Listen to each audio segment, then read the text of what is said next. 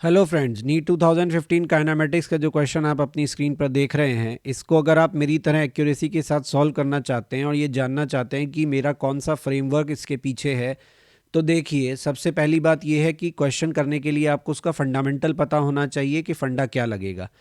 फंडा ये लगेगा कि इस क्वेश्चन में आपको दो मूविंग ऑब्जेक्ट्स दिए गए हैं और आपको उनके बीच में शॉर्टेस्ट डिस्टेंस निकालना है। तो देखिए, डायमेट्रिकली जब आप इनको सही से प्रेजेंट कर देते हैं, मतलब फोटो बनाते हैं, उसके बाद फंडा क्या लगता है? फंडा ये लगता है कि जब दो ऑब्जेक्ट्स एक दूसरे के रिलेटिव मूव करते हैं तो उनके बीच का शॉर्टेस्ट डिस्टेंस निकालने के लिए सबसे पहला स्टेप होता है कि आप किसी एक को रोक दें। जैसा कि मैंने अपने क्वेश्चन में किया है, मैंने क्या किया है, ए को रोक दिया है। रोकने का तरीका क्या है? मैंने ए को रोकने के लिए ए की रिलेटिव वेलोसिटी ली है। ए के रिलेटिव वेलोसिटी कैसे ली है? ए की वेलोसिटी को, रिलेटिव वेलोसिटी का मतलब आप समझते हैं, velocity of B relative to A, यानी velocity of B minus velocity of A, यानी velocity of B plus of minus velocity of A. तो ये जो माइनस वेलोसिटी ऑफ ए हम लिखते हैं, इसे मैं कहता हूं उल्टा करके जोड़ना। तो क्वेश्चन में आपको जिसके रिलेटिव देखना है, आपको ये फंडा समझना होगा कि आपको उसकी वेलोसिटी को उल्टा करके जोड़ना है। जब आप ए के साथ ऐसा करेंगे कि ए की वेलोसिटी में उसी की वेलोसिटी उल्टा करके जोड़ देंगे, तो वो तो रेस्ट में आ जाएगा। अब रही बात बी की, तो आपका ए रेस्ट में आ गया, तो आपको दो लोगों के चलने से परेशानी थी। अब एक रुक गया है, केवल एक ही चल रहा है। अपना सारा ध्यान आपको उसके चलने पर लगाना है। यहां आपको दिखी velocity of B relative to ए।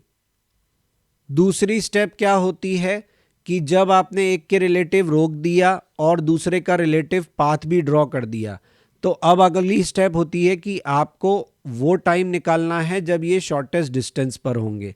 तो ध्यान रखिए, दो पॉइंट्स के बीच का शॉर्टेस्ट डिस्टेंस तब होता है जब वो परपेंडिकुलर पे होते हैं। तो जैसा कि मैंने आपको बताया, ये रिलेटिव पाथ है आपके बी का। किसके रिलेटिव? ए के रिलेटिव। तो इसका मतलब ये है कि बी ए के रिलेटिव इस रास्ते पर चल रहा है। ए से परपेंडिकुलर गिराइए। तो जब आप ए से परपेंडिकुलर गिराएंगे तो बी को यहां पहुंचना होगा।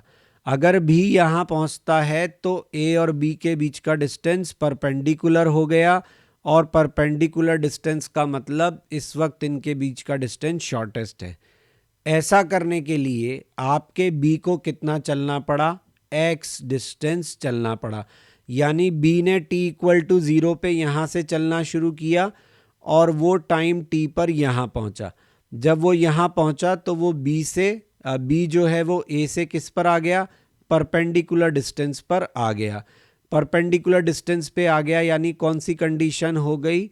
शॉर्टेस्ट डिस्टेंस की कंडीशन सेटिस्फाई हो गई। तो पहली बात तो ये कि आपको ये फंडामेंटल पता होना चाहिए कि शॉर्टेस्ट डिस्टेंस पर आने का मतलब क्या होता है। अब आपको ये टाइम निकालना है, तो उसके लिए आपको पहले ये पता करना होगा कि x कितना है, यानी इस रिलेटिव पाथ पर b कितना चला। ऐसा करने के लिए अब अगली चीज जो आपको आनी चाहिए वो क्या है? आपको किसी भी वेक्टर का कंपोनेंट से मैग्नीट्यूड लिखना आना चाहिए। यहां b रिलेटिव टू a लिखा, तो वो क्या होगा? अगर मैं वेक्टर फॉर्म में लिखूं तो देखो, a की वेलोसिटी उल्टा करके जोड़ी माइनस वी ए आई, लेकिन आई कौन सी डायरेक्शन में? प्लस आई कैप की डायरेक्शन में। तो आपकी रिलेटिव वेलोसिटी का एक्स कंपोनेंट लिखोगे 10i, वाई कंपोनेंट लिखोगे 10j। अब मुझे बताओ, अगर आपको कंपोनेंट दिए हैं तो क्या आप इसका मैग्नीट्यूड नहीं लिख सकते हो? क्या होता है फॉर्मूला? एक्स कंपोनेंट का स्क्वायर वाई कंपोनेंट का स्क्वायर। क्या आ गया? 10√2। आया कि नहीं आया? तो ये दो फंडामेंटल आपको यहाँ क्वेश्चन में पता होने चाहिए कि पहला तो आपका यहाँ पे रिलेटिव डिस्टेंस जो है वो शॉर्टेस्ट कब होगा? जब आप दो में से किसी एक को रोककर चलाएंगे और वो परपेंडिकुलर डिस्टेंस पर आएंगे। दूसरा, आपको वेक्टर के कंपोनेंट्स दिए हों तो उसका मैग्नीट्यूड लिखना आना चाहिए।